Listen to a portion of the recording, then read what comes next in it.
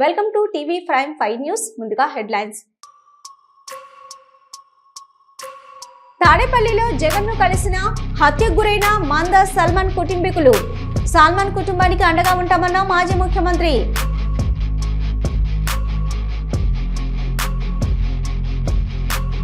Super 6 super success తో అన్ని వర్గాలకు సంక్షేమం. మంత్రి సవిత వెల్లడి.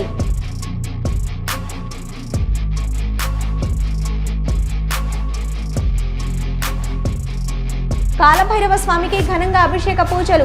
అధిక సంఖ్యలో పాల్గొన్న భక్తులు.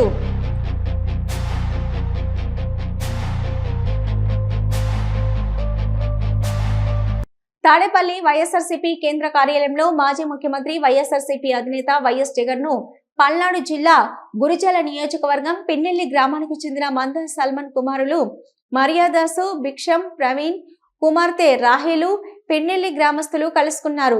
గురిజాల నియోజకవర్గం పిన్నెల్లి గ్రామంలో ఇటీవల టీడీపీ గుండాల చేతిలో దారుణ హత్యకు గురయ్యారు మందా సల్మాన్. మాజీ ముఖ్యమంత్రి వైఎస్ జగన్ వారి కుటుంబానికి అన్ని విధాలా ఆదుకుంటామని భరోసా ఇచ్చారు.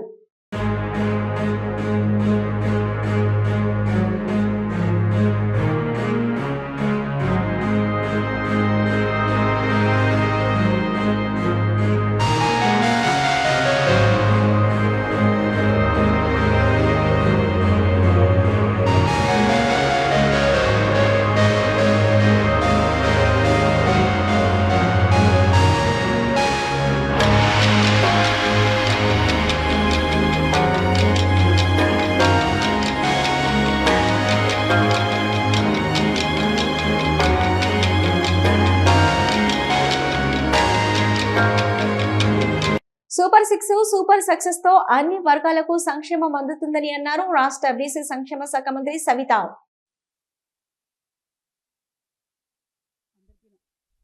అందరికీ నమస్కారం.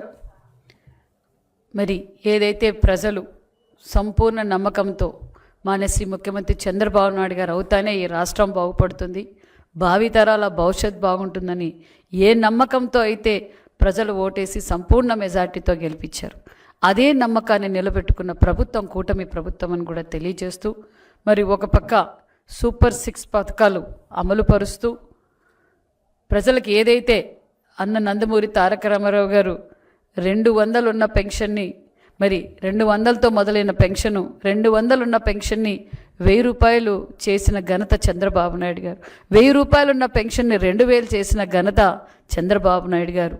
అదే 2000 పెన్షన్ని 3000 ఇస్తాను అని 2019లో ప్రచారంలో నేను ఆ మాట నిలబెట్టుకున్న ప్రభుత్వం కూటమి ప్రభుత్వం. మరి 3000 ఉన్న పెన్షన్ని 4000 జనవరి ఏదైతే 1వ తారీఖు ఆదివారమో ఏదైనా హాలిడేస్ ఉంటే ముందు రోజే 4000 పెన్షన్ ఇస్తున్న ఏకైక ప్రభుత్వం మరి కూటమి ప్రభుత్వం అనే విషయం కూడా తెలియజేస్తూ, అదేవిధంగా మరి ప్రజలకు దగ్గరగా ప్రజా సమస్యలు తెలుసుకుంటూ ప్రజా సంక్షేమ పథకాలు ప్రజలకు అందుతున్నాయా లేదా అని స్వయాన ముఖ్యమంత్రి గారే వెళ్ళి ప్రతి నెల 1వ తారీఖు పెన్షన్ ఇస్తున్న ముఖ్యమంత్రి చంద్రబాబు నాయుడు గారు అనే విషయం తెలియజేస్తూ, అదేవిధంగా మరి 3000 ఉన్న వికలాంగుల పెన్షన్ని 6000 అందజేసిన ఘనత, మరి 100% ఉన్న 5000 ఉన్న పెన్షన్ని 15000 రూపాయలు అందజేస్తున్నాం.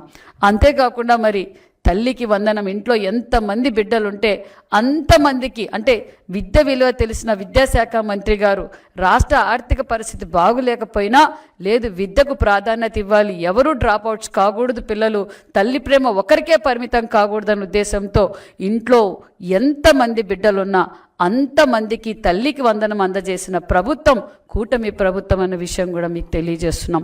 అంతేకాకుండా మరి అన్నదాత సుఖీభవ అందజేశాం. మేము ఏదైతే ఎన్నికల సమయంలో యువగలం అధినేత నారా లోకేష్ బాబు గారు మాట చెప్పారో ఆ మాట నిలబెట్టుకుని మెగా డిఎస్సి 16,000 పోస్టులు అందజేసిన ప్రభుత్వం.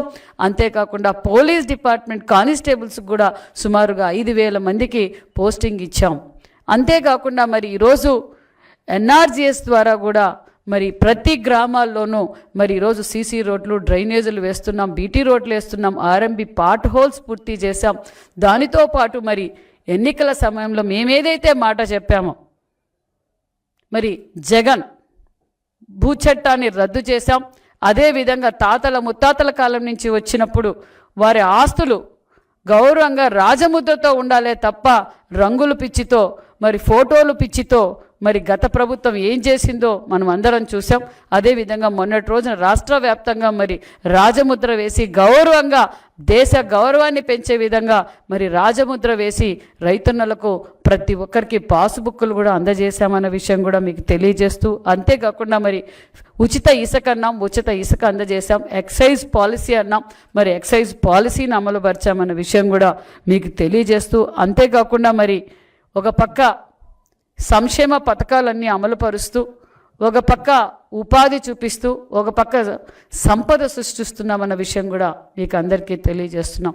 ఒక పక్క మరి 108లు కూడా ఈరోజు ప్రజలకి సౌకర్యంగా మరి ఫోన్ చేసిన తక్షణమే స్పందిస్తూ వారికి మరి 108లో కూడా సీసీ కెమెరాలు కూడా ఏర్పాటు చేసి ప్రజల ఆరోగ్యాన్ని కాపాడుతున్న ప్రభుత్వం కూటమి ప్రభుత్వం. విజయనగరం జిల్లాలో వైఎస్ఆర్ కాంగ్రెస్ పార్టీ విస్తృత స్థాయి సమావేశం జరిగింది. కార్యక్రమంలో మాజీ మంత్రి ఎమ్మెల్సీ బొత్స సత్యనారాయణ, కౌలగట్ల వీరభద్రస్వామి మరియు మజ్జి శ్రీనివాసరావు పాల్గొని మాట్లాడారు. ఈ జిల్లాలో సుమారుగా 4 లక్షల కార్యక్రమాలు సంతకాలు సేకరించాం. దాని పెద్ద ఎత్తున కార్యక్రమాలు చేశాం. గ్రామ స్థాయి నుంచి, మండల స్థాయి నుంచి, నియోజకవర్గ స్థాయి నుంచి జిల్లా స్థాయిలో పెద్ద ఎత్తున ర్యాలీలు జరుపుకున్నాం. ఈ జిల్లాలో ఇవాళ అంత పెద్ద ఎత్తున విజయవంతమైనందుకు ఈ వేదిక ద్వారా ప్రతి వైఎస్ఆర్ పార్టీ నాయకులు, కార్యకర్తలకి, ఈ జిల్లాలో పాల్గొన్న ప్రతి ఒక్క ప్రజలందరికీ కూడా మీ ద్వారా, ఈ వేదిక ద్వారా ప్రతి ఒక్కరికి కూడా పేరు పేరున శిరస్సు వచ్చి నమస్కరిస్తూ ఇంత పెద్ద ఎత్తున విజయవంతం చేసినందుకు. దానికి కారణం వైఎస్ఆర్ పార్టీ నాయకులు, కార్యకర్తలు ఎప్పుడు ప్రజల పక్షాన్ని పోరాడుతూ ఉంటాం, ప్రజల పక్షాన్ని నిలబడతాం.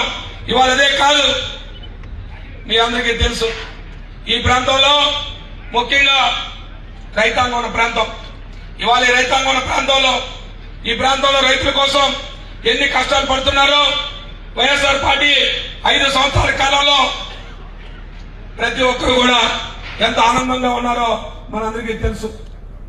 ఇవాళ విత్తనం నాటిన దగ్గర నుంచి పంట కొనుగోలు వరకు ఆనాడు జగన్మోహన్ రెడ్డి నాయకత్వంలో, పెద్దల నాయకత్వంలో ఇవాళ ఇటీవల ఎదురుగా ఉన్నారు. వారు ఆనాడు వ్యవసాయ శాఖ మంత్రిగా సుమారు 2.5 సంవత్సరాలు చేశారు. గురజాడ కన్నబాబు గారు ఇవాళ మనం ముందున్నారు. వారి నాయకత్వంలో ఆనాడు చేశాం.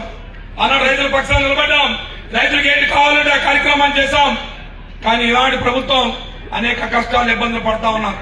అనేక విషయాలను ప్రజలందరూ చర్చిస్తారు, అనేక విషయాలు మాట్లాడదాం. ఈ ప్రభుత్వ వైఫల్యాలు కానీ, ఇవాళ ఈ జిల్లాలో తెలుగుదేశం పార్టీ నాయకులు కానీ ముఖ్యంగా చేస్తున్న కార్యక్రమాలు, అరాచక కార్యక్రమాలు, దాన్ని కూడా చర్చిద్దాం.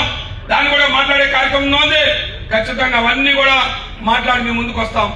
కానీ ప్రథమంగా నేను మాట్లాడే ముందు ఇవాళ ఈ ప్రధానమైన కార్యక్రమం, ఇవాళ వైఎస్ఆర్ పార్టీ సంస్థాగతంగా బలోపేతం కావాలి. కార్యకర్తలు అందరూ కూడా సంస్థాగతంగా నాయకత్వం బలోపేతం చేసుకోవాలా. సంస్థాగతంగా నియామకం చేసుకుంటూనే, సంస్థాగతంగా పార్టీ బలోపేతుంటూనే ఖచ్చితంగా 2029లో మళ్ళీ విజయత్తులు భవించబోతుంది. జగన్మోహన్ రెడ్డి గారి నాయకత్వంలో ఈ జిల్లాలో ఉన్న ప్రతి సీట్ ఆనాడు ఎలా గెలుచుకున్నామో ప్రతి సీట్ కూడా గెలుచుకునే కార్యక్రమం చేస్తాం. దానికి ఇవాళ కార్యాచరణ రూపొందించడానికి ఇవాళ పెద్దలందరూ వచ్చారు. ఇవాళ సంస్థాగతంగా మీ అందరికీ తెలుసు, ఇప్పటికే సంస్థాగతంగా మనం అన్ని కార్యక్రమాలు, కమిటీలు పూర్తి చేసుకుంటున్నాం. అన్నిటికంటే ప్రధానమైంది జిల్లా కార్యవర్గాన్ని పూర్తి చేసుకున్నాం. నియోజకవర్గ కార్యక్రమాల్లో పెద్ద జిల్లా నియోజకవర్గ ఇన్ఛార్జ్ ఆధ్వర్యంలో ప్రతి కార్యక్రమాన్ని ఏదైతే వారు చెప్తున్నారో ఇవాళ నియోజకవర్గ అనుబంధ అధ్యక్షులు కానీ, లేదా మండల పార్టీ అధ్యక్షులు కానీ ఇవాళ నియామకాలు పూర్తి చేసుకున్నాం. కానీ వాళ్ళు జగన్మోహన్ రెడ్డి గారు చెప్పారు, గ్రామ స్థాయి నుంచి క్షేత్రస్థాయి వరకు కూడా ఇవాళ నియామకాలు పూర్తి కావాలని చెప్పి, క్షేత్రస్థాయి నుంచి బలోపేతం చేసుకోవాలి. ఎక్కడైతే పార్టీ సంస్థాగతంగా బలంగా ఉంటుందో అక్కడే నాయకత్వం బలోపేతంగా ఉంటుందని చెప్పి ఇవాళ పెద్దలందరూ కూడా మనకు సూచన చేయడానికి వచ్చారు. దానికి సంబంధించి కేంద్ర నాయకత్వం నుంచి వచ్చారు. మరి దానికి సంబంధించి ఇన్ఛార్జ్ చేశారు. వాళ్ళ ముందు మొదటిగా ఈ సంస్థాగత నియామకాల గురించి డీటెయిల్ గా వారు చెప్తారు. వారు చెప్పిన తర్వాత నియోజకవర్గ ఇన్ఛార్జీలు మాట్లాడి, పెద్దలు మాట్లాడేటప్పుడు మిగతా విషయాలు కూడా మాట్లాడతామని చెప్పి మీ అందరికీ తెలియజేసుకుంటూ, ఇవాళ ఏదైతే సంస్థాగతంగా బలోపేతం చేసుకోవడానికి ఇవాళ గ్రామ కమిటీలు వేసుకోవాలి, 2 గ్రామాలకు ఇన్ఛార్జ్ వేసుకోవాలి, మండల స్థాయిలో అనుబంధ సంఘాలు వేసుకోవాలి, అనుబంధ సంఘ కమిటీలు వేసుకోవాలి. అలాగే జిల్లా స్థాయిలో సుమారుగా మనకి 30 అనుబంధ విభాగాలు ఉన్నాయి. సుమారుగా 27 నియామకాలు ఇప్పటికీ అనుబంధ విభాగాలు వేసుకున్నాం. 27 అనుబంధ విభాగాలకు కూడా పూర్తి స్థాయి కమిటీని వేసుకోవాలి. దానికి సంబంధించి ఇక్కడ ఉన్న మరి వైఎస్ఆర్ పార్టీ నియోజకవర్గ ఇన్ఛార్జ్ అందరూ ఉన్నారు. వారందరూ కూడా ఈ తొలక సహాయ సహకారాలతో ఖచ్చితంగా దాన్ని పూర్తి చేసుకొని విజయనగరం జిల్లా రాష్ట్రంలోనే ప్రథమంగా ఉంది.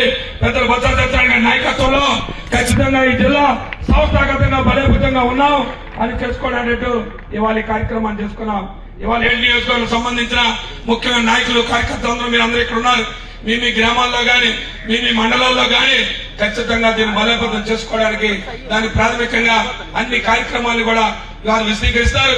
ఖచ్చితంగా ప్రతి ఒక్కరు కూడా సుశక్తంగా అక్కడ నిలబడిన వాళ్ళందరూ కూడా అక్కడికి వచ్చి కూర్చున్నాము.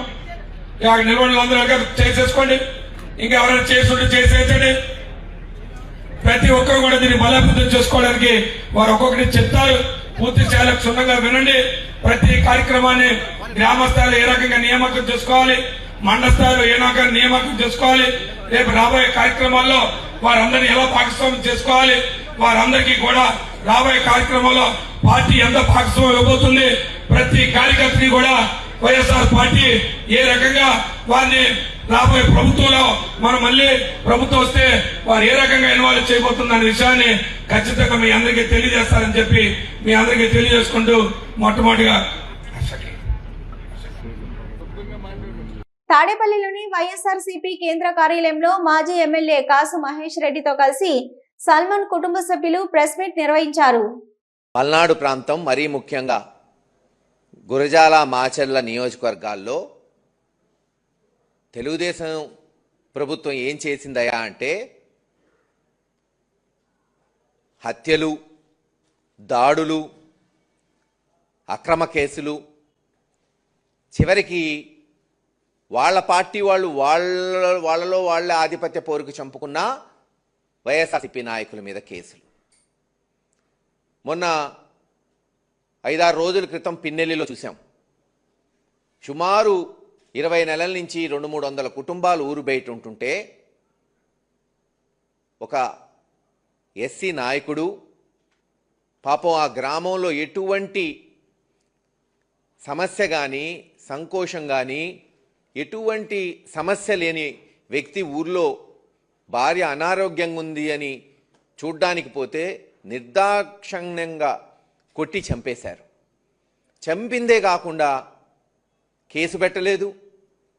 ఆ సిఐఎస్ఐ అతని మీదే, చనిపోయిన వ్యక్తి మీదే 324 కేసు బుక్ చేయటం, చివరికి చనిపోయిన వ్యక్తి ఖననానికి ఆయన పార్థివ దేహం ఊర్లోకి తీసుకెళ్లాలంటే దాన్ని కూడా తీసుకురానికపోతే వైఎస్ఆర్సీపీ పార్టీ అందరం కూడా ఉద్యమం చేయటం, జగన్మోహన్ రెడ్డి గారు ఇంకా మరుసటి రోజు వస్తాడని తెలుసుకొని చివరికి ఊర్లోకి పంపించడం జరిగింది. ఈరోజు ఆ కుటుంబ సభ్యులందరూ కూడా మరి జగన్మోహన్ రెడ్డి గారిని కలవటం, పిన్నెని నాయకులతో సహా జగన్మోహన్ రెడ్డి గారు ఒకటే చెప్పారు, ఆ కుటుంబానికి అన్ని విధాలుగా అండగా ఉంటాం,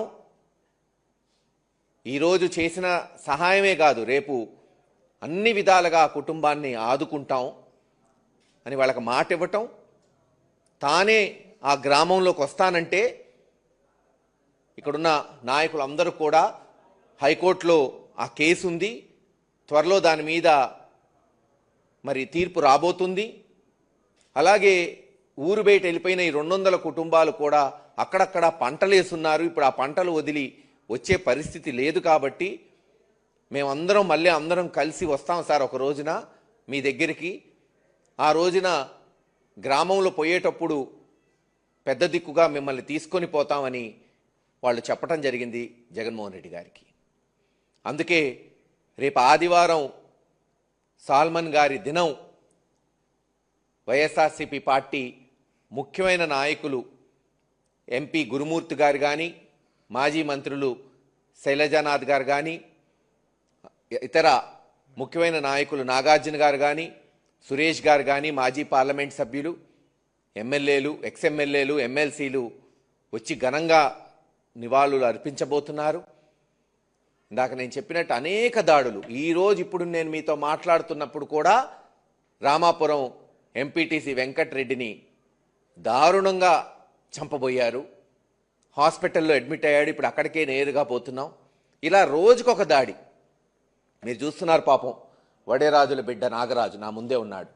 చూడండి అసలు ఆ కాల్ ఎలా చేశారు. ఏలూరు అసెంబ్లీ నియోజకవర్గ పార్టీ క్యాడర్ తో వైఎస్ జగన్ సమావేశమయ్యారు. ఆ ప్రయాణం కొనసాగుతుంది. ఇది మరీ ముఖ్యంగా ఎందుకు చెప్పాల్సి వస్తూ ఉంది అంటే, ఈరోజు పరిపాలన చాలా అంటే చాలా అన్యాయంగా జరుగుతూ ఉంది. రెడ్ బుక్ రాజ్యాంగంతో ఎక్కడా కూడా ఎవరినైనా కూడా ఏమంటే అది నేను చేసేయచ్చు అని ఖండకావరంతో ఈరోజు పరిపాలన సాగిస్తూ ఉన్నారు. పాలనంతా కూడా అబద్ధాలు, మోసాలు. ఆ అబద్ధాలు ఆడుతున్నావయ్యా, మోసం ఎందుకు చేస్తున్నావయ్యా అని చెప్పి గట్టిగా నిలదీస్తే రివర్స్ ఉల్టా కేసులు పెడతా ఉన్నారు. పోలీసులను పంపిస్తూ ఉన్నారు. పోలీసు వ్యవస్థ ఎప్పుడు చూడని విధంగా దుర్వినియోగం అయిపోయిన పరిస్థితులు మొట్టమొదటిసారిగా చూస్తూ ఉన్నాం. ఇవన్నీ కూడా ఈరోజు మనకు కనిపిస్తూ ఉన్నాయి. మరోవైపున పాలన ఎలా సాగుతూ ఉందని ఒకసారి చూస్తే, పాలనలో ప్రతి ఇంట్లో కూడా ఈరోజు చర్చనీయాంశంగానే ఉంది. ప్రతి ఇంట్లో కూడా ఈరోజు చర్చ జరుగుతూ ఉంది. జగన్ ఉన్నప్పుడే బాగుండేది, కనీసం ఆయన ప్రతి నెల ఏదో బటన్ నొక్కుతూ ఉన్నాడు,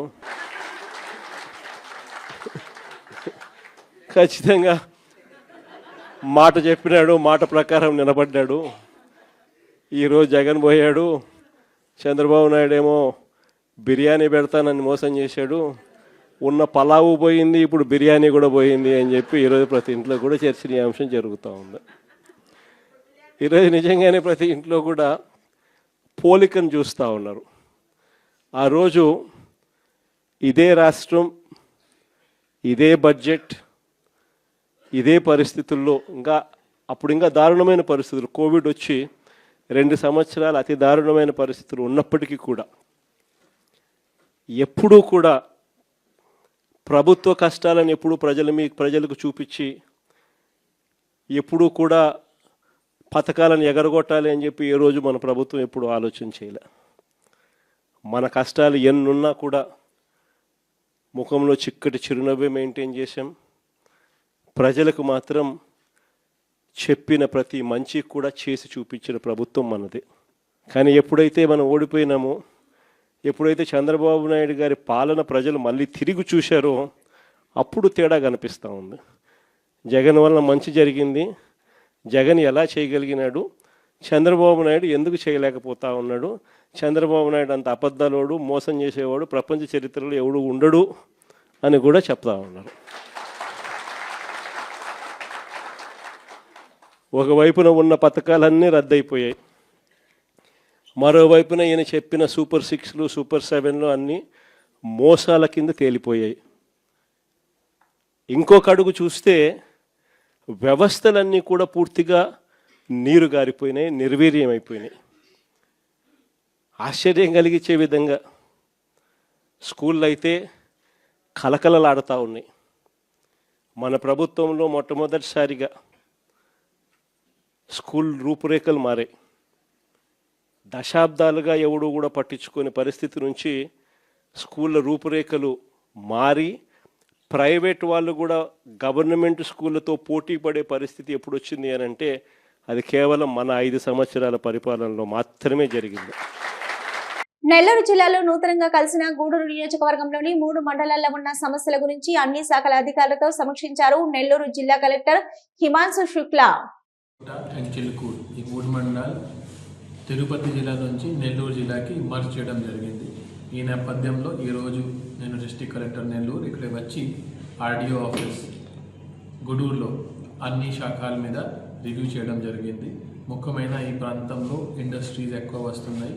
కృష్ణపట్నం పోర్ట్ సమీపంలో Chris city government of India node Krishnapatnam node కింద నోటిఫై చేయడం జరిగింది. ఆ సంబంధంలో అక్కడ ఎవరికి ఎలా జరుగుతున్నాయి దీని మీద రివ్యూ చేయడం జరిగింది.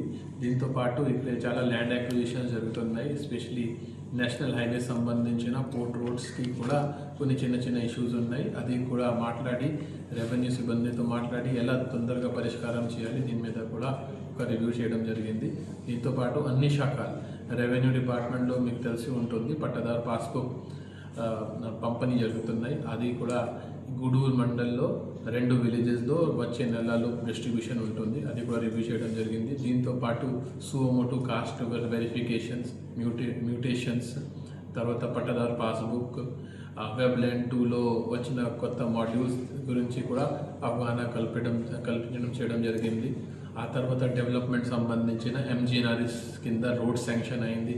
ఆ రోడ్స్ ఎలా ఫాస్ట్గా కంప్లీట్ చేయాలి, క్యాటల్ షెడ్స్ ఎలా పూర్తిగా కంప్లీట్ చేయాలి, దీని మీద కూడా ఒక రివ్యూ చేయడం జరిగింది. అగ్రికల్చర్ సంబంధించిన ఇప్పుడు ఈ క్రాప్ కొంత స్లోగానే ఉంది, సో ఆఫీసర్స్ని మోటివేట్ చేయడం జరిగింది. దీంతోపాటు యూనిఫైడ్ ఫ్యామిలీ సర్వే కానీ ఎస్ఐఆర్ ఎలక్షన్ రిలేటెడ్ ఈ 3 మండలాల్లో కొంచెం వేగవంతంగా ఎలా చేయాలి దీని మీద కూడా కసరత్తు చేయడం జరిగింది. దీంతోపాటు ఎలక్ట్రిసిటీ డిపార్ట్మెంట్ కానీ, agriculture department, irrigation department, almost అన్ని డిపార్ట్మెంట్ మీద ఒక రివ్యూ చేసుకొని రాబోయే రోజుల్లో ఎలా 2-3 మంత్స్లో ఈ వర్క్స్ ఎలా కంప్లీట్ చేయాలి దీనికి కూడా ఒక యాక్షన్ ప్లాన్ ఈరోజు తయారు చేయడం జరిగింది. నాతో పాటు డిఎస్పీ గారు, ఆర్డీఓ గారు, 3 తహసీల్దార్, ఎంపీడీఓ, డిఎల్డిఓ, తర్వాత అన్ని డిపార్ట్మెంట్ సంబంధించిన డివిజనల్ లెవెల్స్, ఆ తర్వాత ఈ కాన్స్టిట్యుయెన్సీ లెవెల్ డి లెవెల్లో ఆఫీసర్స్తో ఈ ముఖాముఖి ప్రోగ్రామ్ చేయడం జరిగింది. సో ఈ 3 మండల్స్ నెల్లూరులో వచ్చిన తర్వాత ఈ 3 మండల్స్లో కూడా అభివృద్ధి జరగాలి. ఆ 3 మండల్లో ఉన్న సమస్య త్వరలోనే పరిష్కారం చేయాలి ఆలోచనతో ఇక్కడ రావడం జరిగింది. రెగ్యులర్గా నేను కానీ, జాయింట్ కలెక్టర్ కానీ ఇక్కడే విజిట్ చేస్తూనే ఉంటారు. ప్రజలకి అడ్మినిస్ట్రేషన్ ఎంత దగ్గరగానే ఉండాలి, వాళ్ళ ప్రాబ్లమ్స్ ఎంత తొందరగానే సాల్వ్ అవ్వాలి, దీని మీద కృషి చేయడం జరుగుతుంది. శ్రీకాళహస్తీశ్వర ఆలయంలో కాలభైరవ స్వామికి అభిషేక పూజలు శాస్త్రయుక్తంగా నిర్వహించారు. అధిక సంఖ్యలో భక్తులు స్వామివారిని దర్శించుకొని మొక్కులు చెల్లించుకున్నారు.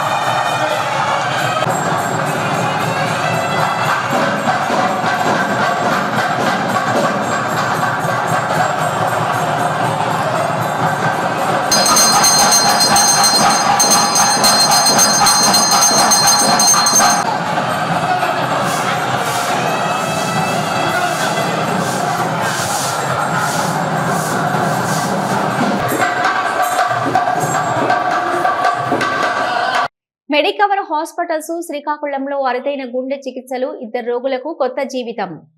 శ్రీకాకుళం జిల్లాలో గుండెలయ రిథమ్ లోపాలతో తీవ్రంగా బాధపడుతున్న ఇద్దరు రోగులకు శ్రీకాకుళంలోని మెడికవర్ హాస్పిటల్స్ వైద్యులు అత్యాధునిక సాంకేతికతతో విజయవంతమైన చికిత్సలు అందించి వారి ప్రాణాలను కాపాడారు. ఈ విజయవంతమైన చికిత్సతో గుండె ఆరోగ్య సంరక్షణలో ఈ ప్రాంతంలోనే అత్యున్నత వైద్య సేవలు అందుతున్నాయని మరోసారి నిరూపితమైంది. హార్ట్ స్ట్రోక్ అన్నది ఇన్ టైం నిజంగా పేషెంట్ హాస్పిటల్కి రాకపోతే ఇంకా డేంజరే. నిన్న పరశురాముడు అని ఒక పేషెంట్ వచ్చారు, డే అండ్ నైట్ హాస్పిటల్కి వెళ్ళారు. బయట అక్కడ గణేష్ చక్రవర్తి గారు చూసి ఇది ఇమీడియట్గా సివియర్ స్ట్రోక్, ఎంత తొందరగా మీరు మనం యాంజియోగ్రాము పేస్ మేకర్ వేస్తే ఆడికి హార్ట్ రేట్ కూడా 30 ఉంది. నాకు ఫోన్ చేశాడు ఆయన.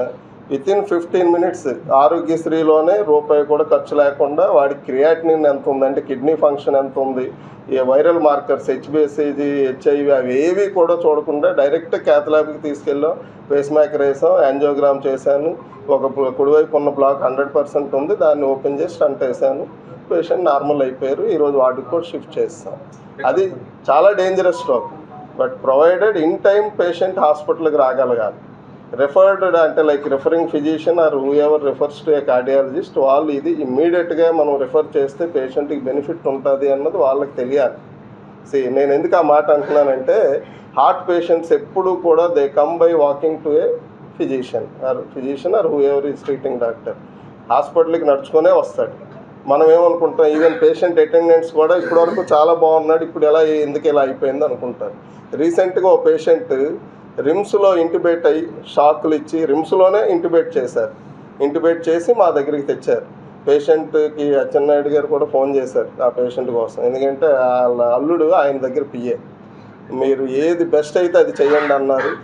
బట్ లక్కీలీ ఆయన ఎప్పుడు పెద్దగా ఈ ఆరోగ్యశ్రీ లేకపోతే ఇది అంత ఎక్కువ మాట్లాడరు కాబట్టి 2 రోజులు నిజంగానే డబ్బులతోనే వాళ్ళే పెట్టుకున్నారు. వెంటిలేటర్ మీదే 2 days ఉన్నారు. వెంటిలేటర్ మీదే యాంజియోగ్రామ్ చేశాను. తర్వాత 2-3 days అయ్యాక స్టంట్ వేసాం. పేషెంట్ చక్కగా నడుచుకొని హ్యాపీగా ఇంటికి వెళ్ళిపోయాడు. కానీ నేనే అంటే వాళ్ళకి చెప్పడం, మళ్ళీ మీకు ఎప్పుడు అవసరమైనా ఇంకో కార్డియాలజిస్ట్ కన్నా చూపించుకోండి అని అన్ని రిపోర్ట్స్ ఇచ్చాం వాళ్ళకి. వాళ్ళు ఆల్రెడీ తెలుసు కాబట్టి ఇంకేం మాట్లాడలేదు. సో నేను అన్నది ఏంటంటే, ఆ పేషెంట్ అదే సపోజ్ ఇంటిబేషన్ అవ్వకపోయింటే హాస్పిటల్కి వచ్చేవాడు కాదు. ఉంటుంది కదా డెఫినెట్గా. అంటే లైక్ ఆడవాళ్ళలో హార్మోన్స్ ఆగిపోయాక వాళ్ళకి హార్ట్ అటాక్స్ ఫ్రీక్వెన్సీ పెరుగుతుంది. అలాగే హార్ట్ అటాక్ సిమ్టమ్స్ కూడా లేడీస్లో రిలేటివ్లీ మనం ఎక్స్పెక్ట్ చేసినట్టు ఉండవు. అదే అంటే జనరల్గా ఇప్పుడు అంటే లైక్ ఎడం వైపు నొప్పి రావటం, హార్ట్ అటాక్లో ఎడం వైపు నొప్పి వచ్చి చేతికి లాగడం, భుజం అంటే లైక్ భుజంకి లాగడం, మెడల వైపు వెళ్ళడం అన్నది 100 మందిలో 25% మందికి అవుతుంది.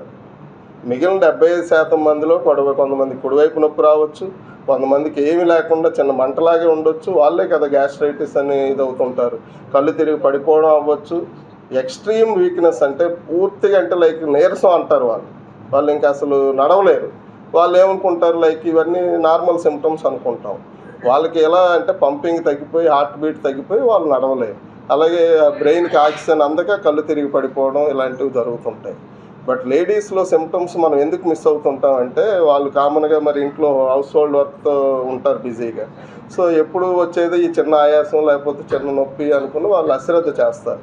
సో వాళ్ళలో డిలేడ్ ప్రెజెంటేషన్ ఉంటుంది. రొటీన్గా అంటే లైక్ మేల్ పేషెంట్ వచ్చినంత తొందరగా ఫిమేల్ పేషెంట్ హాస్పిటల్కి రాదు. అందుకే మార్టాలిటీ రేట్ ఎప్పుడు కూడా ఫిమేల్స్లో ఎక్కువ ఉంటుంది. అంటే హార్ట్ అటాక్స్ మేల్ ఫిమేల్ ఇద్దరికీ వస్తే ఫిమేల్ విల్ డూ వర్స్. అంటే ఫిమేల్స్లో హార్ట్ అంటే లైక్ డెత్ రేట్ ఎక్కువ ఉంటుంది. రీజన్ ఇది డిలేడ్ ప్రెజెంటేషన్ ఒకటి, అంటే లేట్గా రావటం. ఎటిపికల్ ప్రెజెంటేషన్ అంటే సిమ్టమ్స్ చాలాసార్లు మనం ఎక్స్పెక్ట్ చేయలేము. అందుకే ఫిమేల్స్లో మనం డౌట్ ఉన్నప్పుడు కూడా చిన్న డౌట్ వచ్చినా ఎకో స్కాన్ టీఎంటీ చేసుకుంటూ ఉండాలి. ప్లస్ లేడీస్లో ఇంకొన్ని ప్రాబ్లమ్స్ ఉంటాయి. ఈ హోల్స్ ఇలాంటివి ప్రెగ్నెన్సీ టైంలో కొన్నిసార్లు బయటపడుతుంటాయి, కొన్నిసార్లు నార్మల్ ప్రెగ్నెన్సీ అయిపోతుంది. వాళ్ళు ఇంక మరి తెలుసుకోలేరు, వాళ్ళు హార్ట్ ఫెయిల్యూర్తో ల్యాండ్ అవుతుంటారు. సో అది అంటే మీరు లేడీస్కి జెంట్స్కి అడిగిన డిఫరెన్స్. కర్ణాటక రాష్ట్ర పర్యాటక అభివృద్ధి మండలి అంబరీ సఫారీ డబుల్ డెక్కర్ బస్సులను బుధవారం నుంచి రవాణా చేస్తుంది. ఈ బస్సులు నగరంలోని ప్రముఖ ప్రదేశాలను చుట్టడానికి ప్రత్యేకంగా రూపొందించబడ్డాయి. ఇక పర్యాటక శాఖ మంత్రి హెచ్కే పాటిల్ రవీంద్ర కళాక్షేత్రం వద్ద పచ్చజెండా ఊపి ఈ సేవలను ప్రారంభించారు. విధన్ సౌధ, విశ్వేశ్వరయ్య ప్రదర్శనశాల, పురావస్తుల ప్రదర్శన, లాల్ బాగు, కబ్బన్ పార్కు, ఇస్కాన్ దేవస్థానం, గవిగంగా గంధేశ్వర స్వామి దేవస్థానము, బుల్ టెంపుల్, శ్రీ శ్రీ రవిశంకర్ గురూజీ ఆశ్రమం వంటి ప్రదేశాలను ఈ బస్సుల్లో కూర్చొని సందర్శించవచ్చు. ఈ కార్యక్రమంలో అధికారులతో పాటు మహిళలు కూడా పాల్గొన్నారు. బెంగళూరు పర్యాటకులకు ఇది అద్భుతమైన అవకాశమని పర్యాటక శాఖ మంత్రి అన్నారు.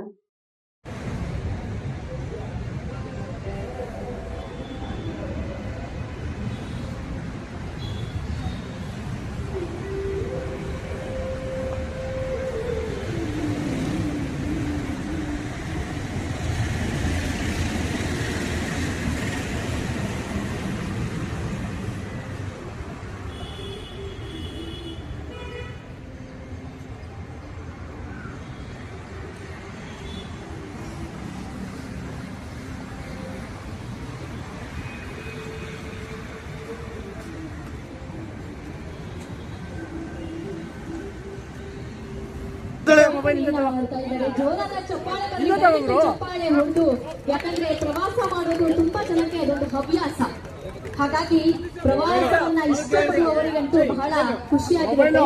ಸೊ ಹಾಗಾಗಿ ಇವತ್ತಿನ ವಿಶೇಷವಾದ ಕಾರ್ಯಕ್ರಮದಲ್ಲಿ ಸರ್ ಬಂದು ಬಹಳ ವಿಶೇಷವಾಗಿ ತಮ್ಮ ಅಮೃತ ಹಸ್ತದಿಂದ ಈ ಒಂದು ಹಸಿರು ಉದ್ಘಾಟನೆಯನ್ನ ಮಾಡ್ತಾ ಇದ್ದಾರೆ. ಎಲ್ರಿಗೂ ಕೂಡ ಒಳ್ಳೇದಾಗ್ಲಿ. ಕಾರ್ಯಕ್ರಮದಲ್ಲಿ ಬಂದಿರುವಂತಹ ನಿಮ್ಮೆಲ್ಲರಿಗೂ ಕೂಡ ಪ್ರವಾಸ ಇದರ ಬಗ್ಗೆ ಹೆಚ್ಚಿನ ಮಾಹಿತಿಯನ್ನ ತಿಳಿಸ್ಕೊಡಿ ಅಂತ ಹೇಳಿ ಕೇಳ್ಕೊಳ್ತಾ ಇದ್ದೀವಿ. ಜೋರಾದ ಚಪ್ಪಾಳೆ ಬರಲಿ. ದಯವಿಟ್ಟು ಇಲ್ಲಿ ಬಂದಿರುವಂತಹವರು ಜೋರಾದ ಚಪ್ಪಾಳೆ ಹೊಡೆದು ಕಾರ್ಯಕ್ರಮದ ಉದ್ಘಾಟನೆ ನೆರವೇರ್ತಾ ಇದೆ.